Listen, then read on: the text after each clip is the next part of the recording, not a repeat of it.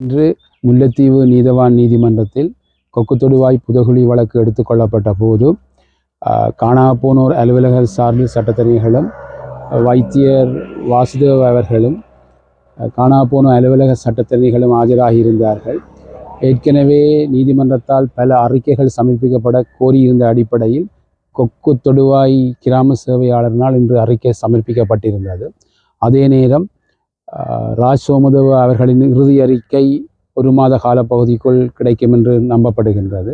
அத்தோடு ஏற்கனவே எடுத்த மனித கூட்டு தொகுதிகளின் ஆராய்ச்சிகள் யாழ்ப்பாண பல்கலைக்கழக ஃபொரன்சிக் யூனிட்டில் அது சம்பந்தமான ஆரம்பகட்ட நடவடிக்கைகள் நடைபெற்று கொண்டிருப்பதாக சட்ட வைத்திய அதிகாரி வாசுதேவ் அவர்கள் சொல்லியிருந்தார்கள், நீதிமன்றத்துக்கு தெரிவித்திருந்தார்கள். அத்தோடு காணாப்போனோர் அலுவலகம் சார்பில் இந்த இடத்தை பொதுமக்களிடம் கையளிப்பது சம்பந்தமாக அடுத்த தவணை பிரஸ்தாபிப்பதாக நீதிமன்றத்துக்கு சொல்லப்பட்டது. அத்தோடு காணாப்போனோர் குடும்பங்கள் சார்பில் சில கோரிக்கைகளை நீதிமன்றத்துக்கு நாங்கள் கொண்டு வந்திருந்தோம். சோக்கோ போலீசாரினால் எடுக்கப்பட்ட குறிப்புகள் நீதிமன்றத்தில் தாக்கல் செய்யப்பட வேண்டும் என்றும், இந்த செயின் ஆஃப் கஸ்டடி பாதுகாக்கப்பட வேண்டும் என்றும், அத்தோடு இந்த அகழின் போது பல இலக்கங்கள் கண்டுபிடிக்கப்பட்டன. உ என்ற இலக்கங்கள் பல நம்பர்களுடைய இலக்கங்கள் கண்டுபிடிக்கப்பட்டன.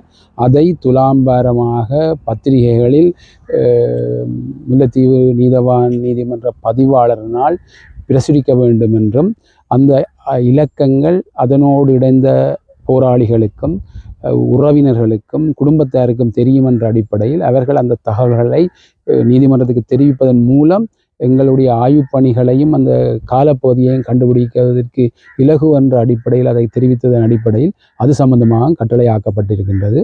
இந்த வழக்கு மீண்டும் செப்டம்பர் மாதம் 26ஆம் தேதி அழைக்கப்பட இருக்கின்றது.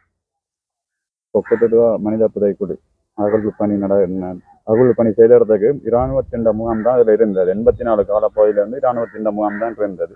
அந்த இராணுவத்தை உள்ளடக்கி ஒரு விசாரணை செய்கிறதாக நீதிமன்றத்தில் திட்டங்கள் இதுவரை அவ்வாறான ஒரு முன்வைப்புகளும் நடைபெறவில்லை.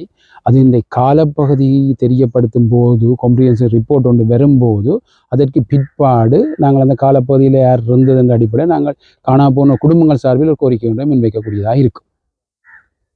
இந்த வழக்கு தாக்கல் செய்த காணாமலாக்கப்பட்ட குடும்பங்கள் இந்த பிரதான குற்றச்சாட்டு வந்து காணாமலாக்கப்பட்ட சம்பவங்கள் இந்த புதகுழி பின்னணியில் இராணுவம் இருக்கிறது. இந்த ரீதியில் எதிர்காலத்தில் இந்த நீதிமன்றத்தில் இந்த வழக்கு முன்னெடுக்கிற சட்டத்திறமை முறையில் இராணுவத்தினை விசாரிக்க வேண்டும் என்ற இதுகள் வந்து முன்வைக்கப்படுமா?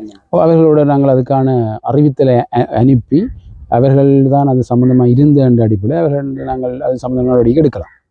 தொடர்ந்து மக்களோடு காணாப்போன குடும்பங்களோட சம்பந்தமாக கதைத்து உரிய முறையில் அதுக்கான கோரிக்கைகளை நீதிமன்றத்துக்கு முன்வைக்க இருக்கிறோம்.